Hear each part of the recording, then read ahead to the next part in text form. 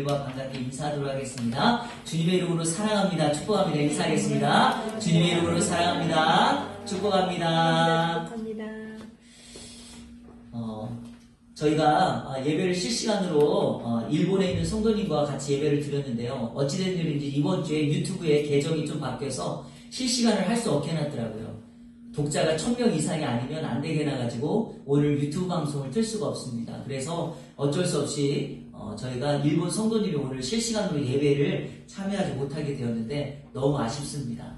저희 교회가 국제적으로 이렇게 예배를 드리고 있는데 우리 일본 성도님이 기다리실 텐데 할 수 없어서 오늘 이 예배에 이렇게 설교 영상 찍은 것을 듣고 함께 그렇게 예배를 드릴 수 있도록 그렇게 하도록 하겠습니다. 인사는 못했지만 우리 시간에 일본 성도님들 위해서 함께 인사하도록 하겠습니다. 손을 흔드시고 사랑합니다, 축복합니다 인사하겠습니다. 사랑합니다, 축복합니다. 감사합니다. 오늘은 하늘의 예배를 회복하라 6번째 시리즈 말씀인데요. 우리가 드릴 찬송의 제사에 대한 말씀을 드리도록 하겠습니다. 지금까지 5번에 걸쳐서 하늘의 예배를 회복하라 라는 주제로 말씀을 나누었습니다. 요한계시록을 중심으로 하여 우리 예배의 기준, 표준이 되는 천상의 예배 모습을 살펴보았습니다. 성경에 등장하는 첫 번째 아벨의 제사를 통하여 우리가 어떻게 하나님 앞에 더 나은 제사를 드릴 수 있는가? 요한복음의 말씀을 통하여서 하나님께서 우물가의 한 여인에게 찾아가셔서 그 여인을 회복시키시고 그 여인의 예배를 회복함으로 하나님이 찾으시는 예배는 어떠한 예배인가에 대해서 살펴보았습니다.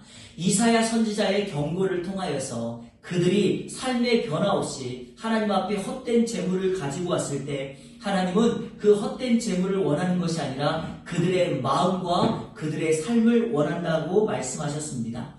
지난주에 로마서 12장의 말씀을 통하여 하나님이 우리가 드릴 영적 예배, 합당한 예배는 무엇인가?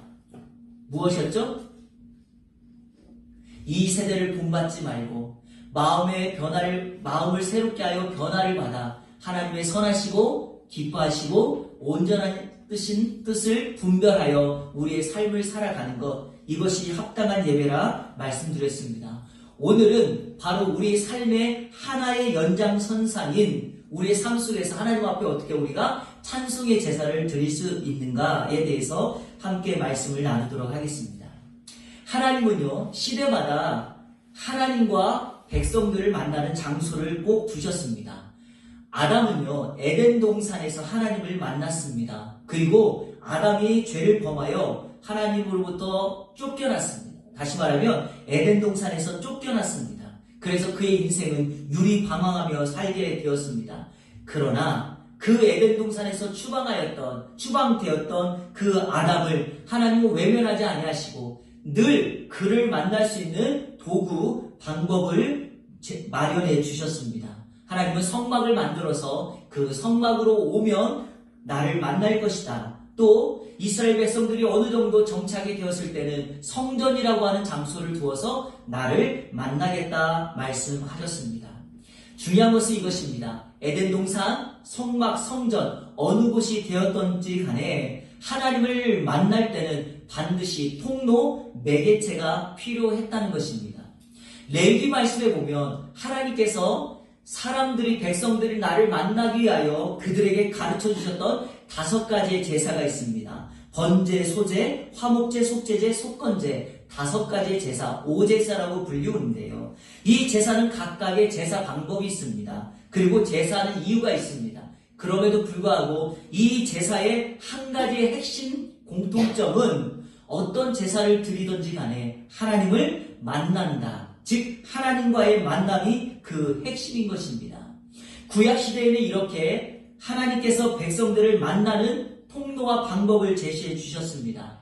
그런데 중요한 것은 오늘 우리는 신약시대를 살고 있잖아요. 오늘 이 시대는 그러면 어떻게 우리가 하나님을 만날 수 있는가입니다. 자, 그것을 우리 주님께서 가르쳐 주시는데 성경구절 히브리서 9장 27절 28절에 그 주제를 우리에게 이렇게 다루어 주고 있습니다. 자, 우리 한번 성경 읽겠습니다. 시작. 한 번 죽는 것은 사람에게 정해진 것이요 그 후에는 심판이 있으리니 이와 같이 그리스도도 많은 사람의 죄를 담당하시려고 단번에 들이신 바 되셨고 구원에 이르게 하기 위하여 죄와 상관없이 자기를 바라는 자들에게 두 번째 나타나시리라. 아멘. 사람이 한 번 죽는 것은 피할 수 없는 진리입니다.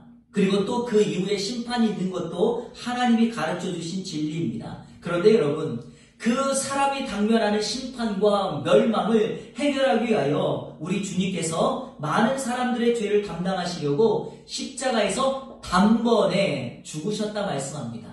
예수님의 십자가의 구속사건은 우리로 하여금 죄로 인하여 사망에 빠져야 될 우리를 생명과 영생의 자리로 옮겨주셨습니다. 다시 말하면 구약에는 짐승이나 재물을 통하여 하나님을 만났지만 신약시대에는 예수 그리스도의 십자가의 공로와 그 십자가의 구속사건을 인하여 우리는 주님을 만날 수 있다 가르쳐 주십니다.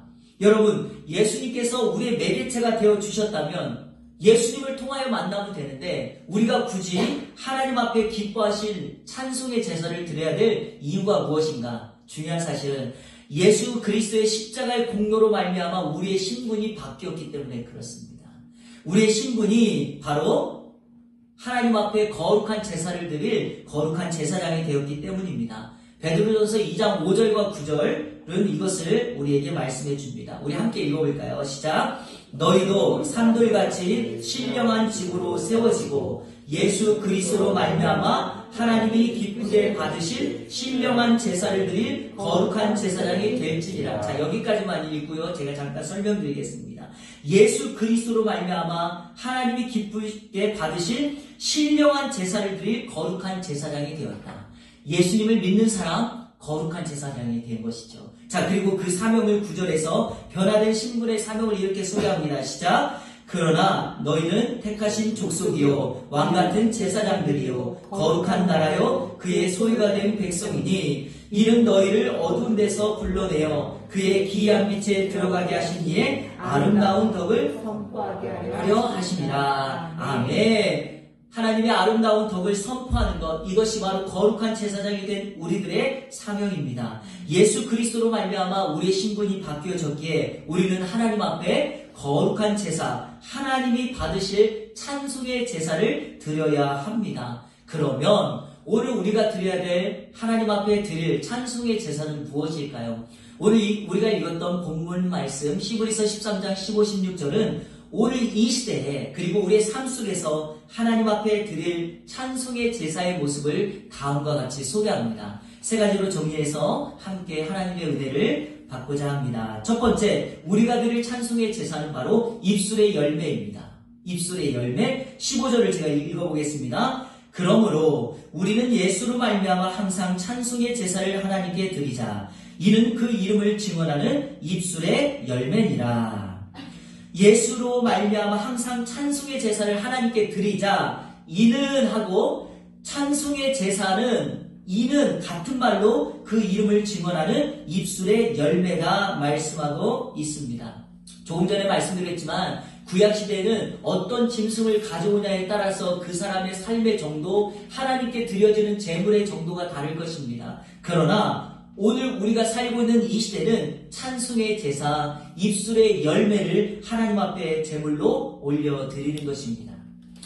본문의 찬송이라고 하는 것은요, 우리가 익히 잘 알고 있는 이렇게 입술 열어 노래하고 음을 달아 부르는 그 찬송이 아니라 명예롭게 말하다라는 뜻입니다. 그러니까 이 단어는요, 하나님께 합당한 명예를 말로 돌려드리는 것입니다.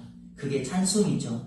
그런데 그것을 같은 맥락에서 하나님의 이름을 증언하는 입술의 열매다 이렇게 말씀하고 있습니다. 여러분, 이 증언하다는 말이요, 시인하다, 감사하다거든요. 그러니까 쉽게 설명드리면 이겁니다. 우리가 하나님 앞에 찬송의 제사를 입술의 열매로 드릴 때 그것은 우리의 삶 속에 하나님의 이름을 날마다 시인하고 내 삶에 주어진 내가 받은 은혜를 감사로 표현하는 것, 이게 바로 입술의 열매입니다.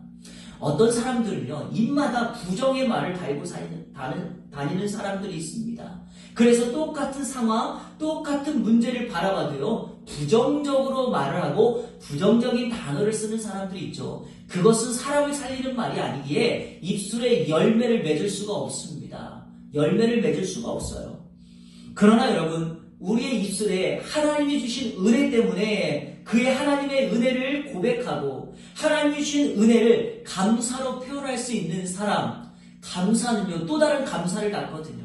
그렇기 때문에 그 입술의 열매가 하나님 앞에 드려지는 찬송의 제사가 될 수 있습니다.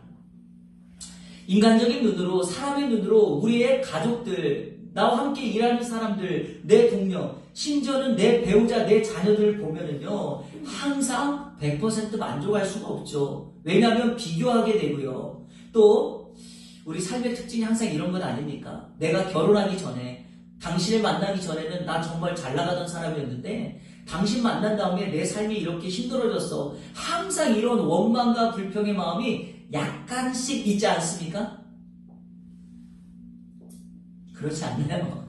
약간씩 있지 않습니까? 그래서 항상 TV를 보면서 멋진 남자 배우를 보면서 내 남편이 저런 매너를 가진 사람이었어요.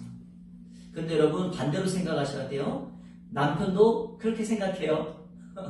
TV에 나오는 정말 멋있는 여성을 보면서 내 아내가 저렇게 예의 있고 상냥하게 말했으면 항상 이렇게 생각한다는 말이에요. 그런데 여러분 그런 식의 조건을 가지고 사람을 만나면 항상 불평이 됩니다. 그러나 그것을 감사로 고백해 보십시오. 또 다른 감사를 낳습니다. 그렇기 때문에 우리는 하나님 앞에 입술의 열매로 찬송의 제사를 지낼 때 말로써 또 글로써 또 찬양으로 이런 다양한 방법으로 하나님 앞에 고백해야 합니다. 여러분 이 히브리서라고 하는 성경이요 유대인들을 대상으로 쓰여진 성경입니다. 유대인들은 구약의 율법을 익히 잘 알고 있는 사람들이었거든요. 히브리서 성경을 기록한 사람이 오늘 찬송의 제사를 입술의 열매다라고 하는 단어를 썼을 때는요 이스라엘 백성들 유대인에게는요 머릿속에 딱 각인되는 두 개의 성경 구절이 있습니다. 예를 들면 이런 거예요. 자 여러분 제가 어떤 단어를 말해볼 테니까 그때 여러분에게 생각나는 그 이미지나 단어를 저에게 한번 말해보세요. 추석, 송편이 생각나죠? 이런 의미예요. 이런 의미. 그러니까 입술의 열매 그러면 유대인들에게는 이것은 구약에서 이런 내용이지라고 생각되는 딱 두 개의 성경 구절이 있어요. 첫 번째가 이사야서 57장 19절입니다. 자 우리 자막을 보시면서 함께 읽겠습니다. 시작. 입술의 열매를 창조하는 자 여호와가 말하노라. 먼데 있는 자에게든지 가까운 데 있는 자에게든지 평강이 있을지어다. 평강이 있을지어다. 내가 그를 고치리라 하셨느니라. 아멘. 하나님께서 입술의 열매를 창조하셨거든요. 그 하나님께서 백성들의 고통과 아픔 속에서 평강을 주시고 그들을 고쳐주실 거다. 그러니 나의 창조함을 받은 사람들은 나에게 입술의 열매, 입술의 고백을 드려야 된다. 이렇게 그들은 인식하고 있습니다. 자, 또 하나의 성경 구절은 호세아서 14장 2절입니다. 함께 읽겠습니다. 시작. 너는 말씀을 가지고 여호와께로 돌아와서 아뢰기를 모든 불의를 제거하시고 선한 바를 받으소서. 우리가 수송아지를 대신하여 입술의 열매를 주께 드리이다. 아멘. 여러분 이게 어떤 내용이냐면 이런 거예요. 이스라엘 백성들이 하나님을 향한 사랑과 고백은 없이 조금 전에도 말씀드렸지만 재물만 가지고 와서 하나님 저 주님 앞에 해야 될 일을 다 했습니다. 이렇게 말씀하고 있는 거예요. 하나님이 그 상황을 꼬집어 이렇게 말합니다. 정말 중요한 것이 무엇인 줄 아느냐? 너희들이 가져오는 재물이 아니라 하나님의 말씀대로 순종하고 살아가는 입술의 열매가 중요하다. 이렇게 말씀하고 있습니다. 혹시 여러분 아시는지 모르겠지만 복음성가 가운데 내 입술로라고 하는 찬양이 있습니다. 내 입술로 이런 찬양이 있는데 거기 2절의 가사에 보면 이런 말이 있어요. 황소를 드림보다 진정한 노래를 기쁘게 받아주시는 주님. 하나님이 우리들이 드리는 재물을 받지 않는다는 말이 아니라 그 재물 이전에 우리의 삶 속에 있었던 우리의 기쁨의 노래, 주님 앞에 드려지는 새 노래, 이것을 우리 주님이 받으시겠다 말씀하십니다. 사랑하는 여러분, 오늘 그리고 지난 한 주간 여러분의 삶 속에는 이 새 노래가 있었습니까? 성도들 가운데 종종 실수하는 부분이 바로 이것입니다. 날마다의 새 노래는 없이 어제 받았던 은혜, 10년 전에 받았던 은혜, 그리고 내가 처음 예수님 믿었을 때 받았던 그 은혜를 가지고 앞으로를 살아가려고 하는 그런 어리석음을 범합니다. 그렇지 않습니다, 여러분. 어제 은혜는 어제로 족하고 어제 은혜는 어제로 끝난 것입니다. 오늘 우리에게 주어지는 시간은 새날입니다. 그러기에 오늘 우리는 새 노래를 주님 앞에 부르며 입술의 열매로 주님 앞에 고백하며 나아가야 됩니다. 여러분의 삶 속에 날마다 감사와 입술의 열매를 선포하는 여러분들 되시기를 주님의 이름으로 축원합니다. 오늘 15절 말씀에 보니까 하나님 앞에 입술의 열매를 드릴 수 있는 두 가지의 방법을 우리에게 소개합니다. 저도 여러분에게 이렇게 소개합니다. 첫 번째, 입술의 열매를 드릴 때는요, 예수로 말미암아 드려야 합니다. 다시 말하면 여러분들이 드리는 입술의 열매의 통로는 예수님이셔야 됩니다. 다시 말해볼까요? 예수님이 나를 위하여 십자가에 죽으셨던 그 십자가의 공로를 매개체로 주님 앞에 열매로, 입술로 고백하셔야 됩니다. 주님이 나를 위하여 십자가에 달려 죽으셔서 나를 죄 없다 하신 거 감사합니다. 그 주님을 찬양합니다. 이렇게 고백하셔야 됩니다. 현수막에서 말씀드렸던 것처럼 저희는 지금 사순절을 보내고 있고요. 4월 20일까지가 사순절 기간입니다. 그리고 다음 주일은 예수님께서 십자가를 지시기 위하여 예루살렘 성전에 입성하셨던 종려주일을 보내고 우리는 다음 주 월요일부터 고난주간을 맞이하여 하나님 앞에 기도하며 새벽마다 기도하며 주님의 고난을 따라 묵상하려 합니다. 그 주님의 고난이 있었기에 부활이 있었고 예수님의 희생이 있었기 때문에 우리의 생명이 주어지게 된 거고 그분의 묵묵히 지셨던 십자가에서 피 흘림과 그의 고통이 있었기 때문에 오늘 우리의 삶과 감사와 생명이 주어지게 된 것입니다. 그러니 여러분 이것만 생각해도 오늘 우리가 예수님 때문에 감사할 수 있지 않을까요? 이번 한 주가 예수님으로 인하여 감사 열매를 많이 올려드리는 여러분 되기를 축복합니다. 감사, 입술의 열매를 드릴 수 있는 또 하나의 통로는 바로 항상이라고 하는 단어입니다. 여러분 여기 15절에 항상 이렇게 표현하고 있죠. 자, 그런데 이 항상이라는 단어는요, 한국말로는 한 단어인데 원문 성경에 보면 두 단어를 붙여 쓴 거예요. 왜 두 단어를 붙였는가? 이 항상 하나님 앞에 입술의 열매를 드리라고 하는 방법을 우리에게 소개하기 위함이죠. 자, 한번 보시겠습니까? 디아판토스라고 하는 말을 썼어요. 디아판토스. 그런데 디아라는 말과 판토스라는 말이 합쳐진 건데 디아는 계속적으로 continually라고 하는 단어를 썼고요. 판토스는 모든, all이라고 썼어요. 그러니까 여러분 우리가 하나님 앞에 찬송의 제사로 입술의 열매를 올려드릴 때 어떻게 해야 됩니까? 한 번만 하는 것이 아니라 지속적으로 어떤 상황, 감사의 상황만이 오는 때가 아니라 어떠한 상황이 오더라도 모든 여건과 환경 속에서 우리는 하나님을 시인하고 감사하는 인생이 되어야 한다. 이것을 우리에게 말씀하고 있습니다. 사랑하는 여러분, 우리가 주님을 찬송하고 입술의 열매, 하나님을 시인하고 감사하는 조건은 무엇인가요? 여러분 상황이 어떠할지라도 그 상황에 쓰러지거나 넘어지지 마십시오. 주님이 승리하셨습니다. 그러므로 우리는 그 상황을 굴하지 않고 우리 삶에 주어지는 모든 여건 속에서 지속적으로 하나님 앞에 찬송의 제사, 입술의 열매를 올려드리는 이 안에 모든 성도님들 되시기를 주님의 이름으로 축원합니다. 하나님께 드릴 찬송의 제사 두 번째는 바로 선을 행함입니다. 선을 행함. 자, 오늘 16절 말씀 우리 함께 읽겠습니다. 16절 시작. 오직 선을 행함과 서로 나누어 주기를 잊지 말라. 하나님은 이 같은 제사를 기뻐하시느니라. 아멘. 오직 선을 행함과 선을 행하라 말씀합니다. 하나님 앞에 드릴 찬송의 제사는 선을 행하는 것입니다. 영어 단어로 to do good, 선을 행하다 이렇게 말씀했습니다.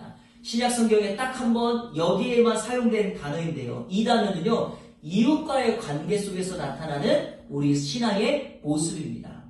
자, 여러분 15절에 하나님 앞에 찬송의 제사를 올려드리는 것을 하나님을 증언하는 입술의 열매라 말했는데 15절은요, 위로 계신, 위에 계신 하나님과의 관계, 즉 수직적인 관계를 말을 하고요. 오늘 16절에 나오는 두 가지는 수평적으로 이웃과의 관계 속에서 나타나는 것입니다. 자, 그러니까 쉽게 설명드리면 15절에 입술의 열매는 수직적으로 하나님께 드려야 되고요. 16절에 이웃의 관계 속에서 선을 행함과 나눔은 이웃 속에서 나타나야 합니다.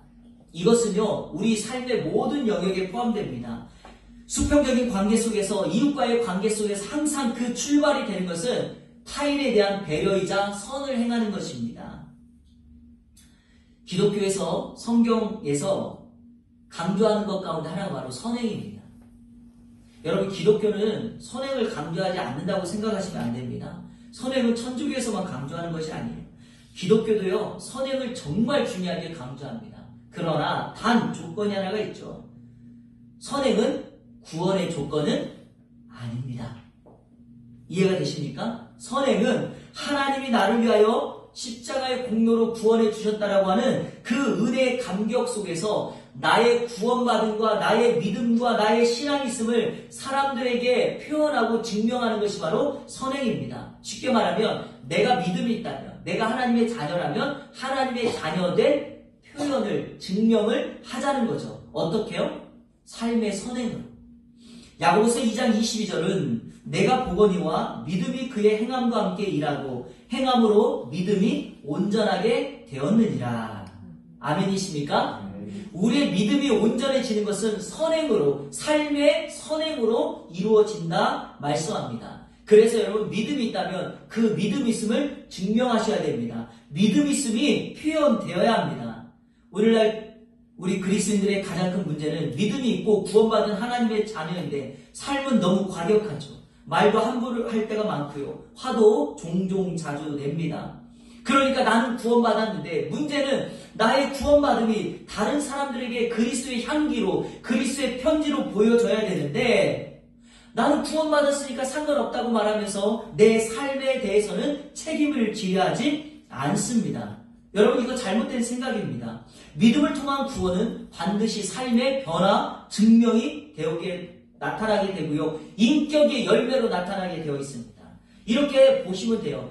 저 사람 교회를 다니고 예수를 믿었는데도 삶의 변화가 없고 인격의 변화가 없다?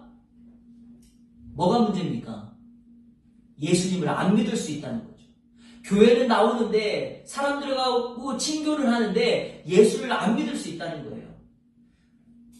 항상 여담으로 말씀드리지만 욕쟁이 할머니가 예수를 믿으면 욕을 합니까? 안 합니까?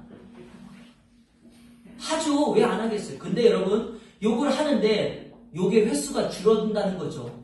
왜 줄어듭니까? 예수를 믿고 났더니 욕을 할 때마다 양심이, 우리 주님이 그 욕하는 거에 대해서 다른 사람들이 힘들어하고 아파하니까 욕하지 말라라고 하는 양심의 채찍을 하시니 이 욕쟁이 할머니가 예수 믿고 난 다음에 점점점 욕의 횟수가 줄어드는 거예요. 그러니까 식당을 가도 욕을 먹으려고 가는 이 손님들이 할머니가 욕을 하지 않으니까 재미가 없다고 말하는 거죠. 그러나 이 할머니는 변화된 거고 사람들은 그 할머니의 변화를 보면서 도대체 저 할머니를 변화시킨 것이 무엇일까? 의구심을 갖게 되는 거죠. 그때 그 할머니는 식당 벽에다가 하나를 딱 걸어놓은 거예요. 그리스도의 사랑으로 평화가 여러분에게 임하기를. 아, 할머니 예수 믿었구나. 예수 믿으면 저렇게 달라지는구나. 이렇게 되는 거죠. 예수를 믿는 것은 반드시 삶의 변화, 인격의 성숙과 함께 와야 합니다. 한국 기독교는 짧은 역사에 비해 빠른 성장을 이루었습니다. 그런데 여러분, 그 빠른 성장이 건강한 성숙을 가져오지 못하였습니다. 그래서 지금 우리 한국 기독교는 빠르게 추락하고 있지 않습니까? 그런데 여러분, 그 추락을 가중시켰던 것이 바로 그리스도의 선행 없음입니다. 실제로요, 일선에 있는 이 판사들 있잖아요. 판사들이 가장 맡기 싫은 재판이 뭔지 아십니까? 교회 재판이래요. 성도들끼리의 다툼이래요. 왜 그러냐 하면 이들은요, 자기네들의 주장이 너무 강한데 이렇게 말을 한다는 거예요. 판사님, 우리들의 뜻이, 우리들의 주장이 하나님의 뜻과 일치합니다. 이런다는 거예요. 근데 문제가 뭔지 아세요?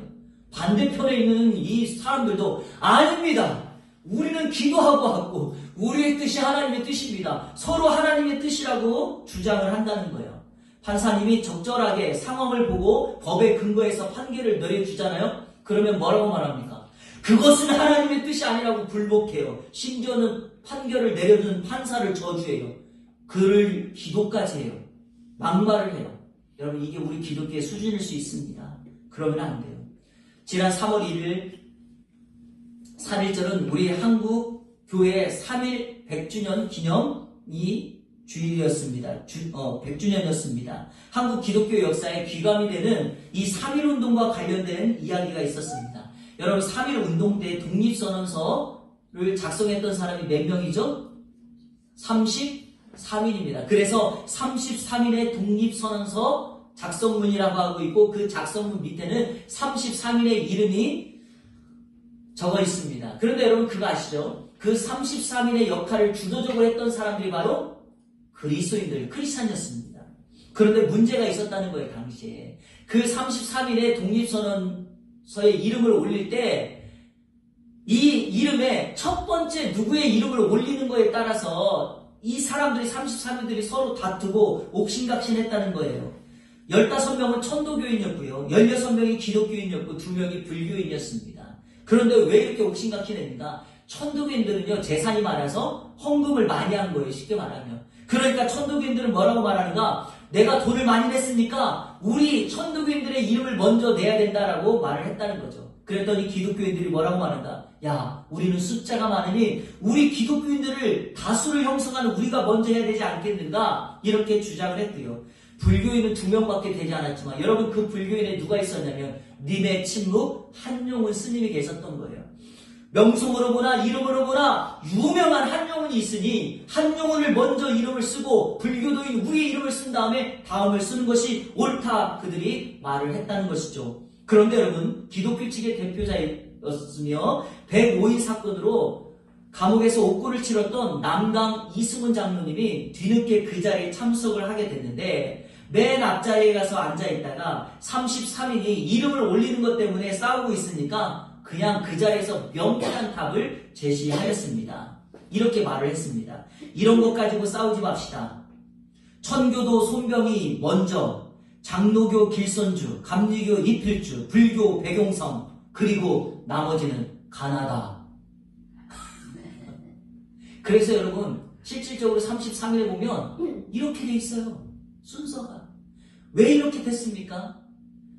33인 중에 가장 명성이 있었던 남강 이승훈 장로님, 독립운동을 하다가 105인 사건으로 옥고를 치르고 기독교인뿐만 아니라 한국 사회의 가장 대표적인 인물 가운데 하나인데, 그분이 자기의 이름을 올려야 될 그곳에 자기의 자리를 헌신하고 내려놓고 그리스도인의 사랑을 실천했더니 그 모습을 보고 어느 누구도 주장하지를 않았다는 것 아닙니까? 사랑하는 여러분, 삶의 선행은 이렇게 나타났을 때 교회 문제도, 성도 간의 문제도, 사회 문제도, 가정의 문제도 해결할 수 있습니다. 오늘 우리가 이렇게 선을 행하고 배려하고 양보함으로 그리스도의 사랑을 증거하여 하나님 앞에 찬송의 제사를 올려드리시기를 주님의 이름으로 축복합니다. 마지막으로요, 하나님께 드릴 찬송의 제사 세 번째는 바로 나눔입니다. 나눔을 실천할 때 우리는 하나님 앞에 찬송의 제사를 드릴 수 있습니다. 제가 16절을 다시 한번 읽겠습니다. 오직 선을 행함과 서로 나누어 주기를 잊지 말라. 하나님은 이 같은 제사를 기뻐하시느니라. 하나님이 기뻐하시는 제사는 서로 나누어 주기를 잊지 말라, 이거죠. 나누어 주는 것을 잊지 말라. 한마디로 나눔입니다. 나눔. 여러분, 나눔은 기독교의 핵심이죠. 그리고 여러분, 기독교는 나눔으로부터 시작했습니다. 하나님이 인간을 만드시고 인간에게 복을 주시고 그에게 사명을 주셨습니다. 이거는 주신 거예요. 하나님이 먼저 자신의 복을 나누어 주심으로 시작합니다. 그리고 그 기독교의 나눔의 절정이 무엇인가요? 바로 예수님의 성육신과 십자가의 제물 대신 아닙니까? 자, 빌립보서 2장 6절부터 8절을 우리 함께 읽어보겠습니다. 시작. 그는 근본 하나님의 본체시, 잠깐만요. 그가 누구냐면 예수님입니다. 자, 다시 읽겠습니다. 시작. 그는 근본 하나님의 본체시나 하나님과 동등됨을 취할 것으로 여기지 아니하시고 오히려 자기를 비워 종의 형체를 가지사 사람들과 같이 되셨고 사람의 모양으로 나타나사 자기를 낮추시고 죽기까지 복종하셨으니 곧 십자가를 죽으시니라. 아멘. 우리 예수님께서 나눔의 절정으로 결국에는 십자가에 죽기까지 복종하시고 낮아지신 것입니다.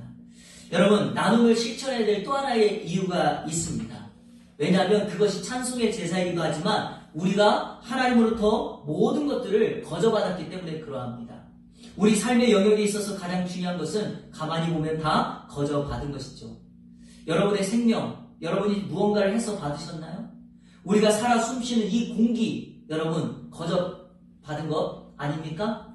자연세계, 모든 것이 다 값없이 받은 거죠. 저는 가리봉동에 살고 있습니다. 저는 새벽마다 우리 교회를 오게 하여 새벽마다 이렇게 벚꽃놀이를 통하여 계속 오고 갑니다. 그런데 여러분 그거 아세요? 하루 지날 때마다 아름다운 벚꽃이 싹을 트고 꽃을 피우는 모습을 점점점 보게 되었습니다. 그러면서 하루 지나면서 제 입에서 감탄이 쏟아져 나오는 거예요. 와, 벚꽃이 모고리가 폈네? 근데 여러분 지난 월요일하고 오늘 주일 아침에 이른 아침에 왔을 때요. 와, 벚꽃이 만개했어요 지금. 네, 여러분들 이제 예배 끝나고요. 식사하시고 집으로 가지 마시고 여기만 나가보세요. 어제 그저께 여기서 벚꽃 축제했는데 왜 이렇게 이틀 먼저 시작하는지 모르겠어요. 사실은 오늘부터 해야 돼요. 오늘부터.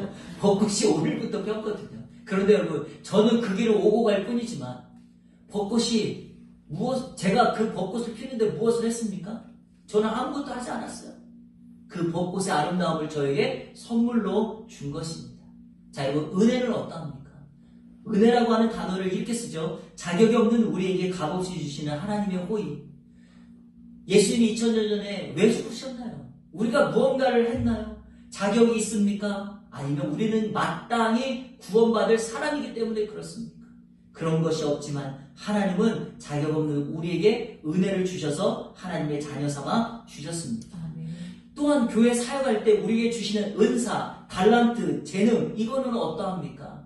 태어날 때부터 가지고 태어났을 수도 있겠지만 하나님은 우리에게 교회를 섬기라고, 이웃을 돕고 교회를 건강하게 하라고 은사, 달란트, 재능까지도 주셨습니다. 그러므로 우리는 이것을 가지고 마땅히 나누는 것이 그리스도의 사랑을 실천하는 것입니다. 이 서로 나눠준다는 말이 코이노니아예요. 여러분 코이노니아라는 말 들어보셨죠? 원래 이 말은 교제, 친교라는 말이거든요. 그런데 왜 오늘 성경은 교제라는 말로 쓰지 않고 서로 나눠줌에 대해서 이렇게 썼을까요? 왜냐하면 성경의 저자가 구제를 강조하기 위함이에요. 하나님 앞에 드릴 찬송의 제사로서 우리가 마땅히 해야 될 이 코이노니아는 뭔가 나의 것으로 연약하고 가난한 사람들을 돕고 구제하는 것이죠. 그것이 바로 하나님 앞에 온전히 올려드릴 수 있는 찬송의 제사이다. 이것을 말씀합니다. 선한 사마리아인의 비유. 초대교회가 자신의 재산과 물건을 가난한 사람들을 위하여 기꺼이 나누어 줬던 것, 이러한 모든 영역은 하나님 앞에 찬송의 제사를 드렸던 것입니다. 그러므로 우리는 우리가 받은 하나님의 사랑과 함께 이웃사랑을 실천하기 위하여 연약하고 가난하고 도움이 필요한 사람들에게 마땅히 그들을 도와야 되고 나의 것을 나눠야 됩니다. 자, 여러분 저를 한번 보시겠습니까? 주먹을 젓죠? 여러분 나눌 때는요, 내 것을 쥐고 있으면 결코 나눌 수가 없습니다. 내 것을 펴야 돼요. 내 것을 다른 사람들에게 보여주고 주어야지 내 것을 나눌 수가 있습니다. 내 시간을 그에게, 내 헌신과 가지고 있는 물질을 그에게, 내 시간을 그에게 내어줄 때 내 사랑이 그에게 나눠지는 것입니다. 하나님의 사랑이 나에게 임했다면 내가 받은 그 사랑을 이웃에게 나눠야 되는 것이 기독교의 본질이자 바로 하나님께서 우리에게 말씀하신 찬송의 제사입니다. 말씀을 맺겠습니다. 결론을 이렇게 내리고 싶습니다. 위로는 하나님께 입술의 열매를, 땅에서는 이웃을 향한 선행과 구제로 우리가 주님 앞에 나아간다면 우리의 삶에 온전한 예배, 하나님이 기뻐하시는 찬송의 제사를 드릴 수 있습니다. 그런데 한 가지 잊지 말아야 될 것, 설교 노트에도 말씀드렸지만 이것입니다. 하나님과의 관계 속에서 입술의 열매를 드리는 것과 함께 수평적인 관계에서, 이웃과의 관계에서 선행과 나눔을 실천하지 않는다는 것은 이 두 개가 분리될 수가 없다는 것입니다. 같이 가야 된다는 거죠. 하나님만 사랑하고 이웃은 안 사랑할 수 없다는 것이에요. 이웃을 사랑한다면 그것과 함께 하나님을 사랑하게 된다라는 것이죠. 이것이 오늘 말씀의 결론입니다. 이번 한 주간 어떻게 사시겠습니까? 하늘의 예배를 회복하는 방법은 이거예요. 하나님이 오늘 우리에게 가르쳐 주신 찬송의 제사를 통하여 입술의 열매를 날마다 주님 앞에 올려드리고 이 땅 가운데 우리 주변에 있는 사람들 가운데 그를 차별하지 않고 선행과 나눔을 기꺼이 실천하여 이번 한 주간 하나님이 주시는 하늘의 큰 은혜를 경험하는 이 안의 모든 성도님들 되시기를 우리 주 예수 그리스도의 이름으로 축원합니다. 아멘. 우리